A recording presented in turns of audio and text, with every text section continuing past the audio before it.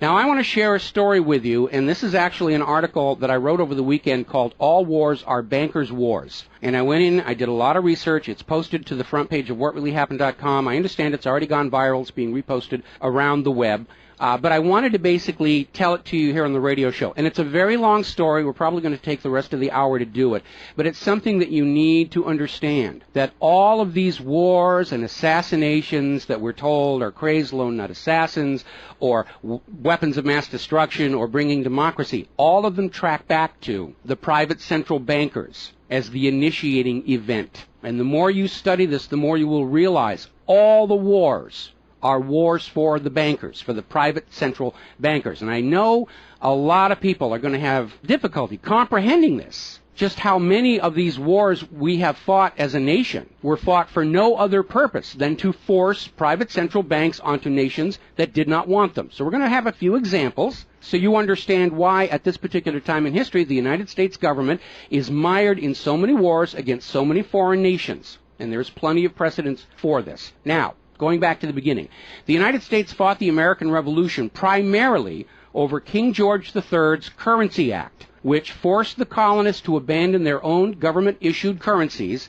and conduct business only using printed banknotes borrowed at interest from the Bank of England. If you go back to the writings of Ben Franklin, direct quote, the refusal of King George III to allow the colonies to operate an honest money system which freed the ordinary man from the clutches of the money manipulators was probably the prime cause of the revolution. That's Ben Franklin. Now, our public schools don't teach that because you're not supposed to know that the bankers were really behind the American Revolution. After the Revolution, the United States adopted a revolutionary, radically different economic system in which the government issued its own value-based currency so that private banks couldn't skim the wealth of the people through interest-bearing banknotes. So the American Revolution was fought primarily to free the American people from King George III's Currency Act, which ordered them to conduct all business using printed banknotes borrowed at interest from the Bank of England. So the Bank of England was just, raking in wealth from the labor of the American people in exchange for ink and paper. And that fueled the anger that led to the American Revolution. Your public schools don't spend a lot of time on that, but that was really what it was all about. So the revolution was over, the United States was born, but the private bankers are nothing if not dedicated to their schemes to acquire other people's wealth, and they knew full well how easy it is to corrupt a nation's leaders. Now, just 1 year after Mayer Amschel Rothschild had uttered his infamous, "Let me issue and control the nation's money, and I care not who makes the laws," private bankers succeeded in setting up a new private central bank called the First Bank of the United States, largely through the efforts of the Rothschilds' chief supporter in the United States, Alexander Hamilton. Now, this First Bank of the United States was founded in 1791, and by the end of its 20-year charter, the First Bank of the United States had almost ruined the nation's economy while enriching the bank's owners. As a result, Congress refused to renew the charter and signaled their intention to go back to a state-issued, value-based currency on which the people paid no interest at all to any banker. This resulted in a threat from Nathan Mayer Rothschild against the U.S. government. Quote, "Either the application for renewal of the charter is granted, or the United States will find itself involved in a most disastrous war." End quote. Congress still refused to renew the charter for the First Bank of the United States, whereupon Nathan Mayer Rothschild railed, quote, "Teach those impudent Americans a lesson. Bring them back to colonial status." End quote. Financed by the Rothschild-controlled Bank of England, Britain then launched the War of 1812 to recolonize the United States and force them back into the slavery of the Bank of England's banknotes, or to plunge the United States into so much debt they would be forced to accept a new private central bank. And the plan worked. Even though the United States won the War of 1812, Congress was forced to grant a new charter for yet another private bank, issuing the public currency as loans at interest, the Second Bank of the United States. Once again, private bankers were in control of the nation's money supplied and cared not who made the laws or how many British or American soldiers had to die for it. So once again, the nation was plunged into debt, unemployment, poverty by the predations of the private central bank, and in 1832, Andrew Jackson successfully campaigned for his second term as president under the slogan, "Jackson and no bank." True to his word, Jackson succeeded in blocking the renewal of the charter for the Second Bank of the United States of America. And this was where that famous quote came from Andrew Jackson. Quote, "Gentlemen, I too have been a close observer of the doings of the Bank of the United States. I have had men watching you for a long time, and I am convinced that you've used the funds of the banks to speculate in the breadstuffs of the country. When you won, you divided the profits amongst you, and when you lost, you charged it to the bank. You tell me that if I take the deposits from the bank and annul the charter, I shall ruin 10,000 families. That may be true, gentlemen, but that is your sin. Should I let you go on, you will ruin 50,000 families, and that would be my sin. You are a den of vipers and thieves. I've determined to rout you out, and by the eternal God, I will rout you out. End quote. Andrew Jackson. Shortly after the charter for the Second Bank of the United States expired, there was an assassination attempt on Andrew Jackson, and it failed when both pistols used by the assassin, Richard Lawrence, failed to fire. Later on, Lawrence explained the motive for the assassination by saying that with President Jackson dead, money would be more plenty. So it was an assassination motivated by the interests of the bankers. Now, our public school system is as subservient to the bankers' wishes to keep certain history from you, just as the corporate media is subservient to Monsanto's wishes to keep the dangers of GMOs from you, and the global warming cult's wishes to conceal from you the fact that Earth has actually been cooling for the last 16 years. So it should probably be no surprise that the financial dimension of the Civil War are not well known to the average American. It's portrayed in our history books and our popular media as an internal dispute over slavery, but in fact it was a war with global implications. When the Confederacy seceded from the United States, the bankers once again saw the opportunity for a rich harvest of debt and offered to fund Lincoln's efforts to bring the South back into the Union at 30% interest.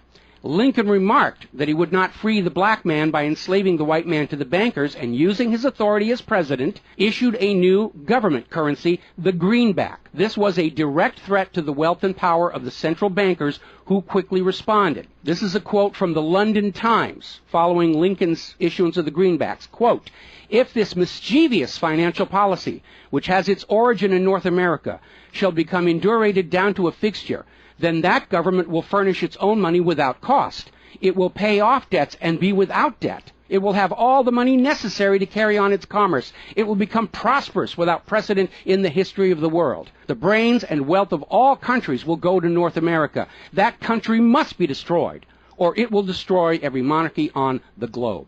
So, goaded by the private bankers, much of Europe supported the Confederacy against the Union, with the expectation that victory over Lincoln would mean the end of the greenback. France and Britain seriously considered an outright invasion on the United States in support of the Confederacy, but they were held at bay by Russia. A little bit of history most Americans don't understand. Russia came to the aid of Lincoln's Union during this crisis. Now, at that time, Russia had just ended their serfdom system, and they had a state central bank similar to the system the United States had been founded on. Now, free of European intervention, the Union won the war, and Lincoln announced his intention to go on issuing the greenbacks. Following Lincoln's assassination, the greenbacks were pulled from circulation, and the American people forced to go back to an economy based on banknotes borrowed at interest from the private bankers.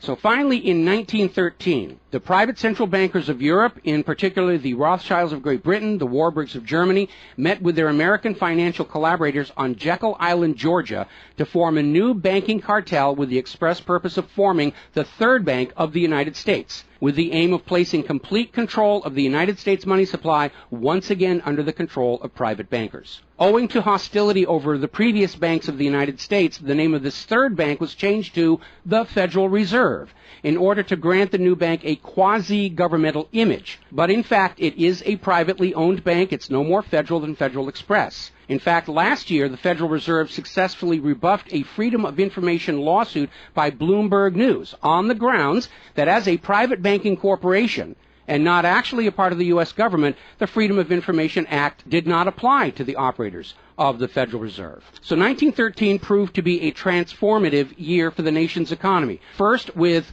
Congress' passage of the 16th Income Tax Amendment and the false claim it had been ratified. Here's another direct quote. "I think if you were to go back and try and find and review the ratification for the 16th Amendment, which was the internal revenue, the income tax, I think if you went back and examined that carefully, you would find that a sufficient number of states never ratified that amendment," end quote. That's U.S. District Court Judge James C. Fox in Sullivan versus United States, 2003. Later that same year, 1913, and apparently unwilling to risk another questionable amendment, Congress passed the Federal Reserve Act over the Christmas holiday in 1913, while members of Congress opposed to the measure were at home. This was a very underhanded deal, as the Constitution explicitly vests Congress with the authority to issue the public currency, does not authorize its delegation, and thus would have required a new amendment to transfer that authority to a private bank. But pass it, Congress did, and President Woodrow Wilson signed it as he promised the bankers he would in exchange for generous campaign contributions. Now, President Wilson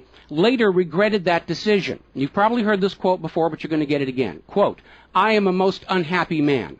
I have unwittingly ruined my country. A great industrial nation is now controlled by its system of credit. We are no longer a government by free opinion, no longer a government by conviction and the vote of the majority, but a government by the opinion and duress of a small group of dominant men." That was Woodrow Wilson writing in 1919. Now, 1 year after the passage of the Federal Reserve Act, World War I started, and it is important to remember that prior to the creation of the Federal Reserve, there was no such thing as a world war. Now, World War I actually started between Austria, Hungary, and Serbia, but quickly shifted to focus on Germany. Why Germany? They didn't start the war. Why was Germany the villain in World War I? Well, the real reason was their industrial capacity was seen as an economic threat to Great Britain. Great Britain's pound was already in decline at the time because too much economic emphasis was on banking and finance, and not enough was on agricultural development, industrial development, and infrastructure. It's very much like the situation we have in the United States right now. All the financial operatives, they want to play the Wall Street games, and other parts of the economy are being neglected. We've lost a great deal of our manufacturing. We're not the agricultural exporter we used to be because everybody's over there at Wall Street playing in that giant open-air casino. Now, pre-war Germany did have a private central bank, but it was under strict control by the German government to keep inflation at reasonable levels and to make sure that all of the German economy was being properly funded, just like Putin did with their central bank about a month ago. Under government control by the German government, investment was guaranteed to internal economic development, and as a result, Germany had become a major manufacturing technological power. They were exporting products that Great Britain could not compete with. So in the media of the day, Germany was portrayed as the main opponent of World War I. And not just defeated, it was flattened. Now, following the Treaty of Versailles, Germany was ordered to pay the war costs of all the participating nations, even though Germany had not started that war. This amounted to 3 times the value of all of Germany itself.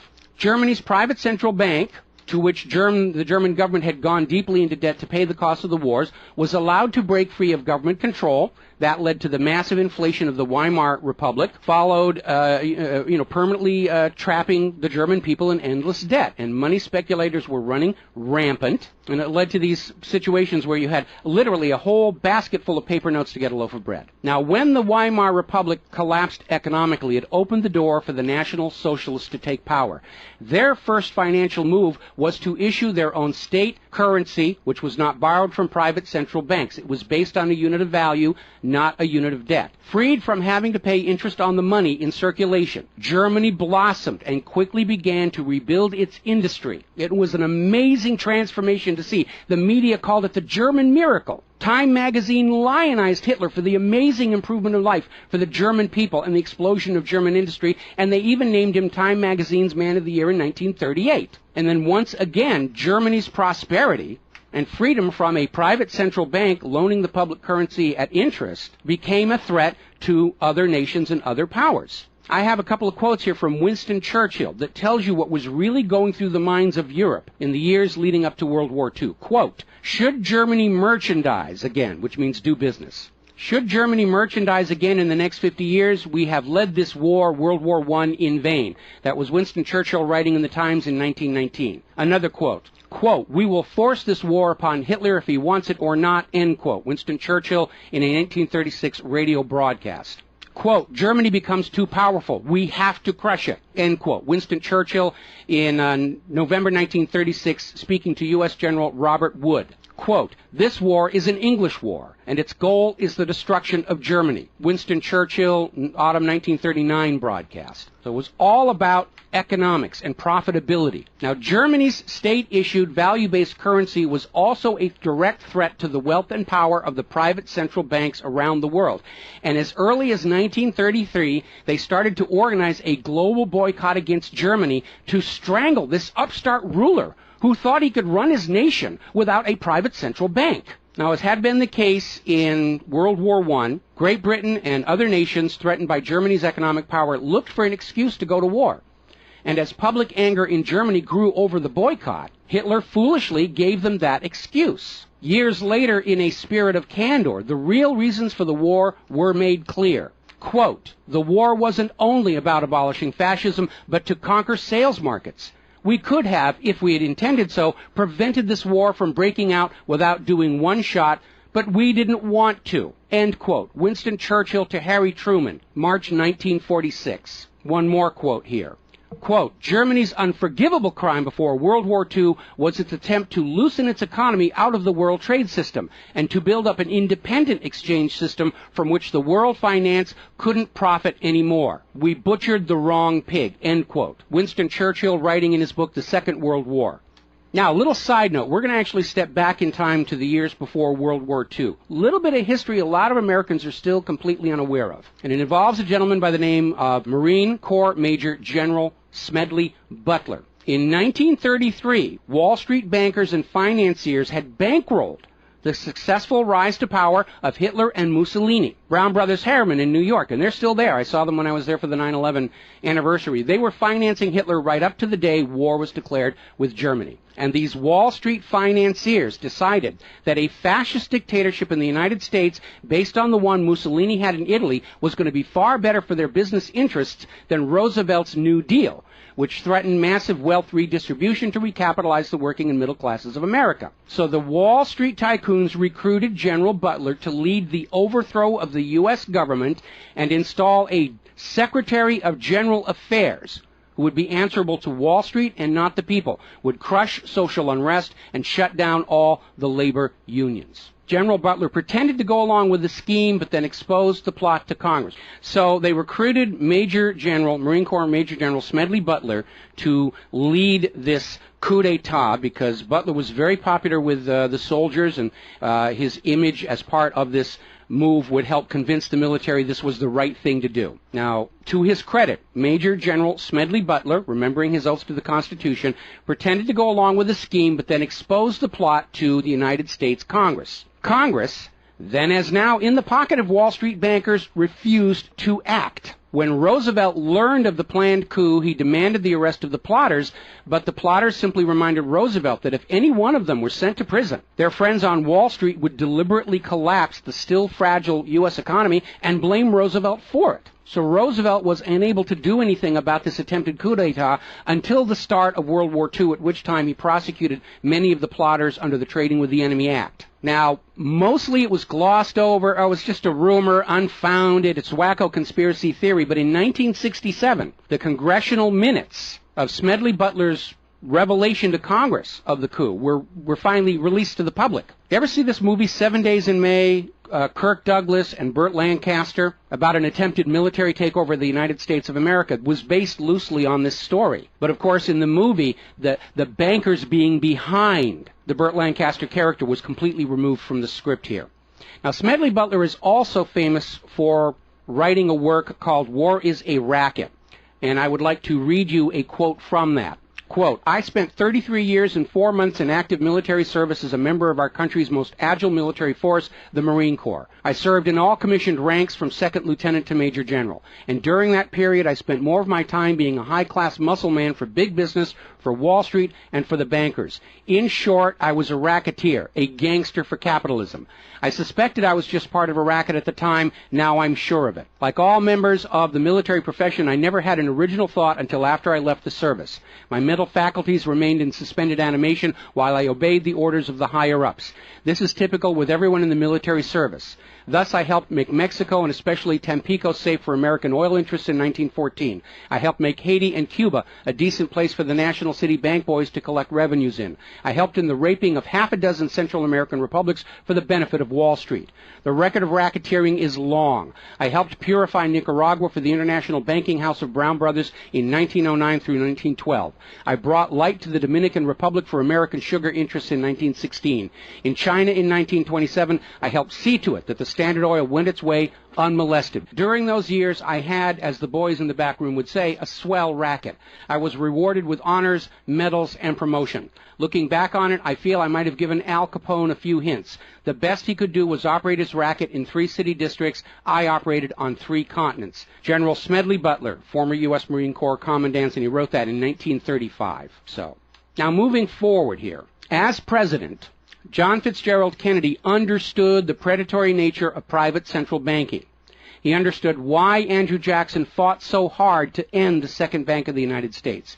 So Kennedy wrote and signed Executive Order 11110, which ordered the U.S. Treasury to issue a new public currency called the United States Note. Now, Kennedy's United States notes were not borrowed from the Federal Reserve. They were created by the U.S. government and backed by the silver stockpiles held by the U.S. government. It represented a return to the system of economics the United States had been founded on, and it was perfectly legal for Kennedy to do so under the Constitution.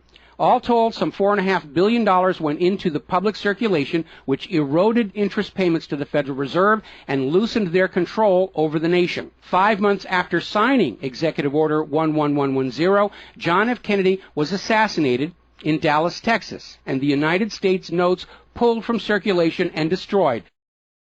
Following Kennedy's assassination, John J. McCloy, president of the Chase Manhattan Bank and president of the World Bank, was named to the Warren Commission. Now, I don't care how good a banker he is, he's not qualified to be investigating a murder, which is what we were told the Warren Commission was all about, to get the truth of the assassination. But we all know that the Warren Commission was there to cover up what was going on, and obviously we can presume safely that John J. McCloy's presence on the Warren Commission was to make sure the American public never got even a hint of the financial dimensions behind the assassination. So, as we enter the 11th year of what I am certain future history will most certainly describe as World War III, we need to examine the financial dimensions behind all these wars. Why are we here? Why are our children being killed and crippled? Is this another war for the profit of the private central bankers? And the answer is yes. Now, toward the end of World War II, when it became obvious that the Allies were going to win and dictate the post-war political environment, the major world economic powers met at Bretton Woods, a luxury resort in New Hampshire, in July of 1944, and they hammered out the Bretton Woods Agreement for International Finance. The British pound lost its position as the global trade and reserve currency to the U.S. dollar. There are indications this was part of the price demanded by Roosevelt in exchange for the U.S. entry into the war. Now, absent the economic advantages of being the world's go-to currency, Britain was forced to nationalize their Bank of England in 1946. The Bretton Woods Agreement, ratified in 1945, in addition to making the dollar the global reserve and trade currency, obligated the signatory nations to tie their currencies to the dollar. The nations that ratified Bretton Woods did so on 2 conditions. The first was that the Federal Reserve would refrain from overprinting the dollar, basically as a means to loot real products and produce from other nations in exchange for ink and paper. It basically was an imperial tax imposed by the U.S. economic system on the rest of the world. That assurance of no overprinting was supposedly backed up by the second requirement, which was that the U.S. dollar would always be convertible back to gold by the U.S. government at $35 an ounce.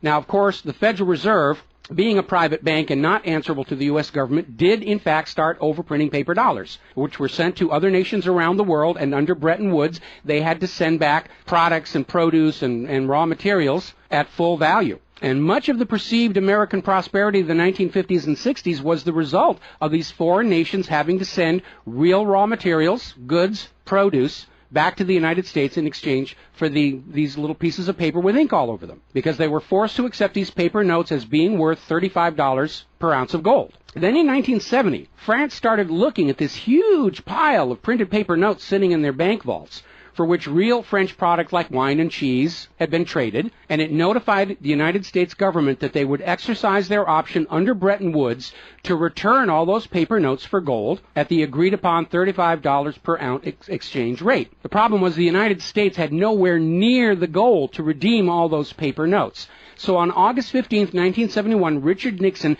temporarily, nudge, nudge, wink, wink, say no more, suspended gold convertibility of the U.S. Federal Reserve notes. This Nixon shock, as it was termed at the time, effectively ended Bretton Woods, and many global currencies started to delink from the U.S. dollar. And it created another problem, because the United States had been collateralizing their loans, money borrowed from other governments and foreign investors, with the American nation's gold reserves. And with the awareness that there wasn't enough gold to redeem all the Federal Reserve notes, lenders to the U.S. were starting to wonder, did the U.S. government have enough gold to collateralize their outstanding debts? Foreign nations began to get very nervous about the loans to the United States, and they were understandably reluctant to loan any additional money without some form of collateral.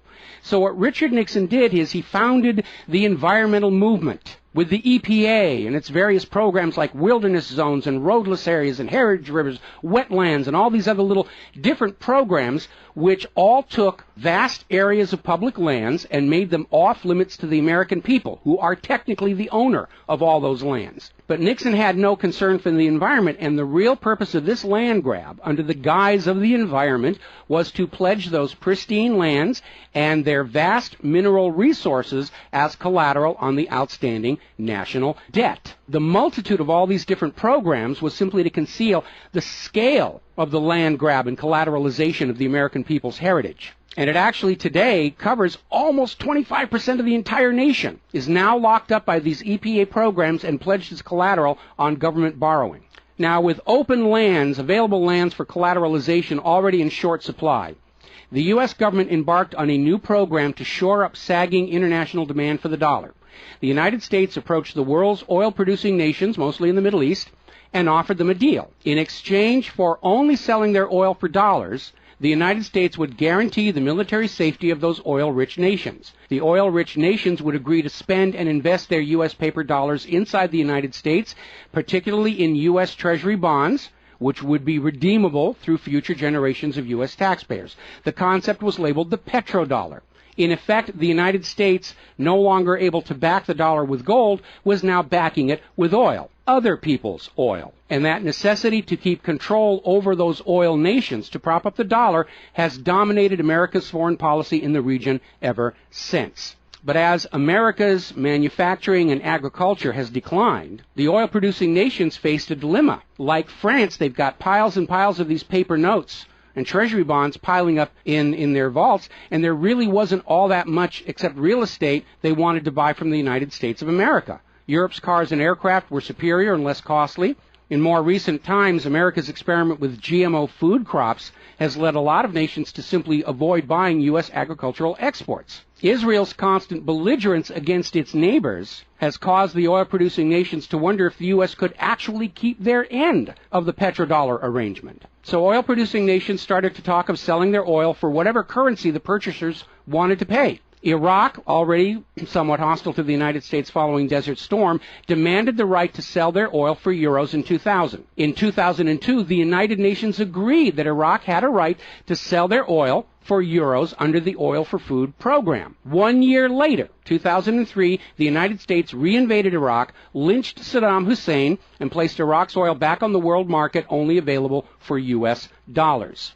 Now, the clear U.S. policy shift following 9/11, away from at least attempting to appear to be an impartial broker of peace in the Mideast to one of unquestioned support for Israel's aggressions, only further eroded confidence in the petrodollar deal, and even more oil-producing nations started openly talking of trading their oil for other global currencies. So over in Libya, Muammar Gaddafi had instituted a state central bank and a value-based trade currency, the gold dinar. Gaddafi then announced that Libya's oil was for sale, but only for the gold dinar. Other African nations, seeing the rise of the gold dinar and the euro, even as the U.S. dollar continued its inflation-driven decline, flocked to the new Libyan currency for trade.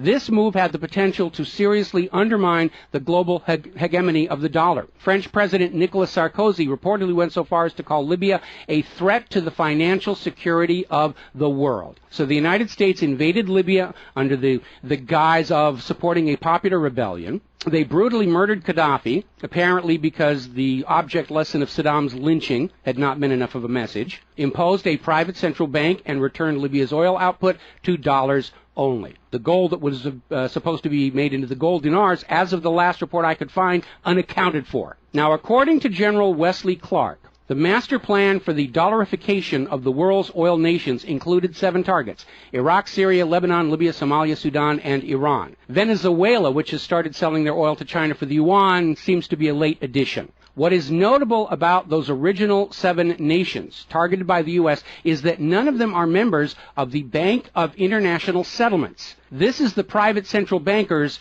private central bank located in Switzerland. That meant that those 7 targeted nations were deciding for themselves how to run their nation's economies rather than submitting to the international private central bankers. Now, of course, the bankers' gun sights are on Iran, which dares to have a government central bank and sell their oil for whatever currency they choose. The war agenda for Iran is, as always, to force Iran's oil to be sold only for dollars and to force them to accept a privately owned central bank. Now, you have been raised by a public school system and a media that constantly assures you that the reasons for all these wars and assassinations are many and varied. We're bringing democracy to the conquered lands. We hear that a lot. When actually the U.S. hasn't. The usual result of a U.S. overthrow is the imposition of a pro-business, pro-Wall Street, pro-U.S. dictatorship. Good example, the 1953 CIA overthrow of Iran's democratically elected government of Mohammad Mossadegh and the imposition of the Shah. Or the 1973 CIA overthrow of Chile's elected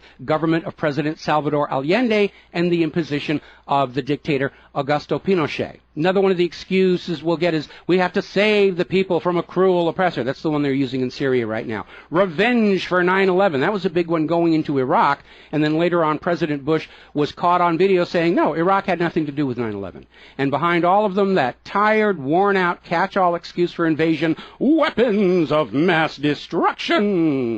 Assassinations are always passed off as crazed lone nuts to obscure the real agenda. And the real agenda of the bankers is very simple. It is enslavement of the people by creation of a false sense of obligation. Now, that obligation is false because the private central banking system by design creates more debt than money with which to pay the debt. There is no way out the way it's set up. It's impossible to escape as long as you're playing by their rules. And you need to understand, private central banking is not science. It is a religion. It's a set of arbitrary rules created to benefit the priesthood, meaning the bankers, and it is supported only because people believe this is the way it's supposed to be.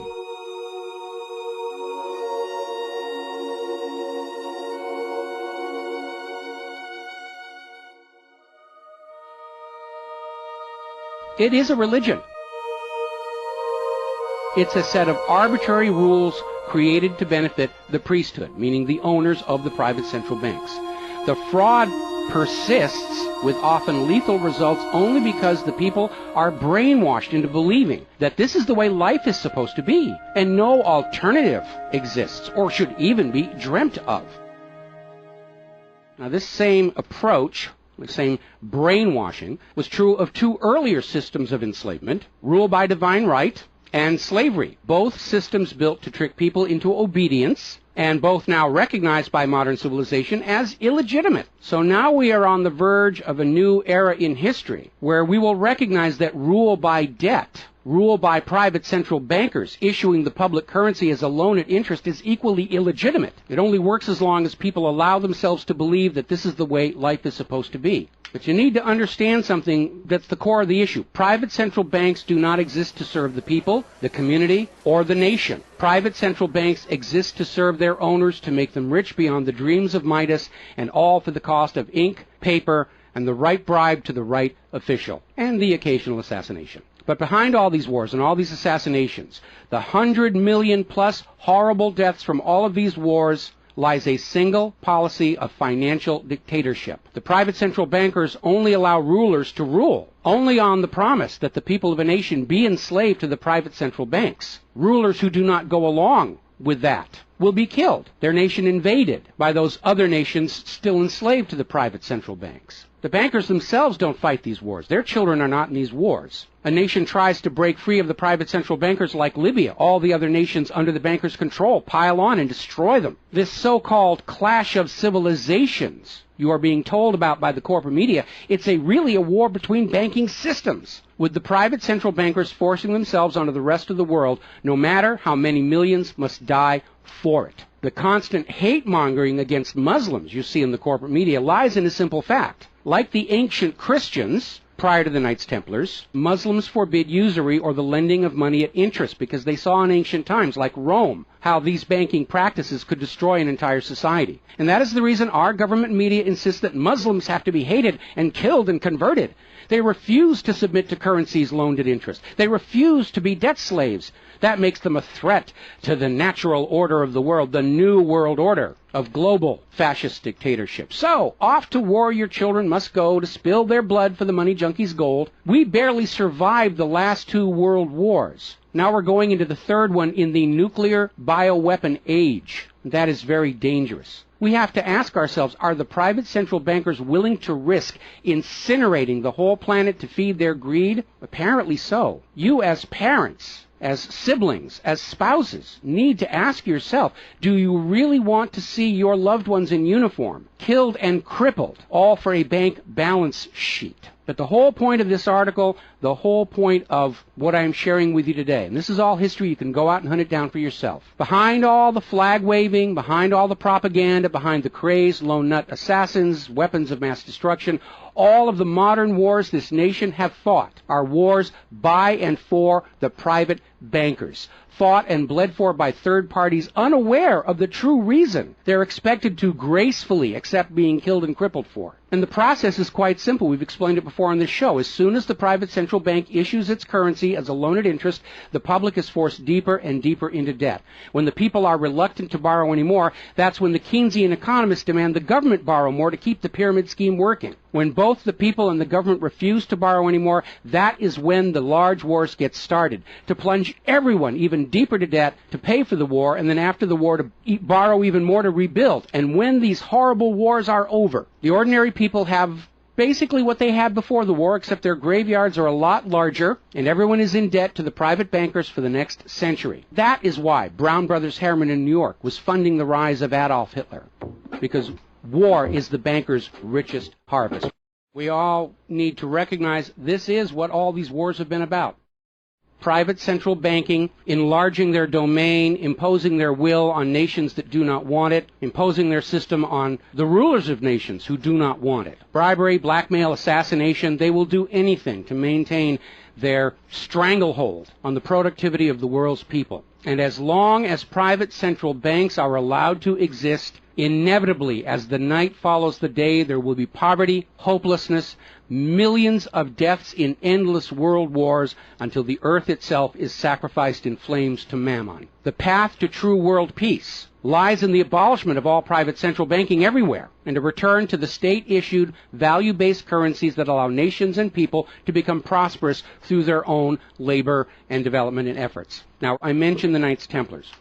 Prior to the Knights Templars, Christianity, like Islam, forbade usury because Christianity, much of Orthodox Christianity, came out of Rome, and they had seen firsthand what debt-based economies do, even to the Roman Empire. They'd seen it firsthand, so they had a ban on usury. And the Knights Templars were able to basically either bribe or blackmail the Pope to get a special dispensation that allowed them to rent money, is what they called it. They didn't call it usury, they called it renting money. A lot of modern predatory banking practices were pioneered by the Knights Templars. And they plunged Europe into hopelessly unpayable debt until finally French King Philip IV, otherwise known as Philip the Fair, did the only solution he could do, because he understood as long as you believed in the rules of the bankers, as long as you played by the rules they created to serve themselves, you are hopelessly trapped. And so Philip thought outside the box, and I know he's demonized for it, but in looking at the history of the Templars, it was his last resort. He sent messages to all of the regions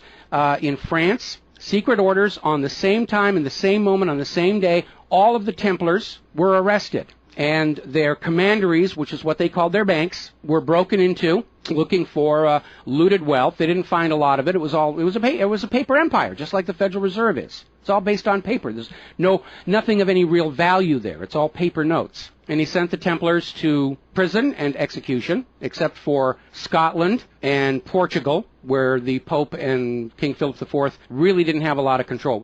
I think that the governments of the world, looking at the situation, looking how close we are to seeing this current world conflict emerge into a full-blown global thermonuclear war, that maybe they need to start thinking about the wisdom of King Philip the Fair and say it's time to simply grab all these private central bankers all at the same time so they can't simply skedaddle from one nation to another and come back and try the same thing again, as they will inevitably do, because these people are addicts. They're hopelessly addicted to other people's money. It's why we call them money junkies. When we see somebody who's addicted to cocaine or methamphetamine or heroin, and we can easily see how they're destroying their home and community around them. Now we need to look at these money addicts and look at how they're destroying the entire world around them. And it's time for an intervention. It's time for us to become private central banking heretics, to stop believing that this is the way life is supposed to be, because it isn't. It isn't even the way the United States was actually started. And they're trying as hard. Look at the destruction of our nation. We used to be the world's greatest nation. Now the most generous estimate is we're down to number 16 and still falling. And yet, despite the destruction to our nation, its infrastructure, its children, its quality of medical care, the quality of its manufacturing output, we still are compelled somehow to go out and force this same banking system onto the rest of the world at the point of a bayonet. Does that make any sense at all? Not to a rational human being. To a money junkie, yeah, it's perfect. But we're really at a crisis point in history. And the first step to resolving that crisis, to not let it go any further into a potential nuclear war, is to recognize that private central banking, ruled by manufactured illusion of debt, is no more legitimate a system of governance than rule by divine right or rule by slavery. We all need to recognize the true cause of all the pain and suffering and wars. It's not the terrorists, it's not Al-Qaeda. These are just distractions and set pieces put in front of your eyes so you can't see the very clear pattern behind much of modern human history. It's a war of banking systems, with the predatory private central banks seeking to eradicate any nation and any ruler that would dare try and operate their economy outside the control of the private central bankers. That's the real cause for the war. Is it something you're willing to fight and die for, to support these private central bankers? Is it something you're willing to let your sons and daughters and brothers and sisters be blown to bloody bits for, so the money junkies can have their latest fix, just a little tiny bit more gold or a little larger number on the bottom of that brokerage statement, so they can have today's thrill, their fix of money that is bought with the blood of your children? I don't think so. But the time has come to point out what really is the cause of all causes behind all the wars and suffering that our planet is having to endure and our people are having to endure. The common enemy of all humankind are private central banks issuing the public currency as a loan at interest. And as history will show, they will do anything, up to and including global wars, to keep their lock on yours and your children's future economic well-being and productivity. We're not a free society. Media will tell us that we're free, but we're not free. We are slaves. Our slave chains are made of paper, and that paper is the Federal Reserve note. Too few of our leaders have tried to stand up to this system of enslavement, usually with lethal results. But if all the people of the world at the same time stand up and say no more private central banks, it will come crashing down, just as slavery did, just as rule by divine right did, and then we'll be embarking on a new era in human history, where the emphasis on social development is on the people and not on the money junkies.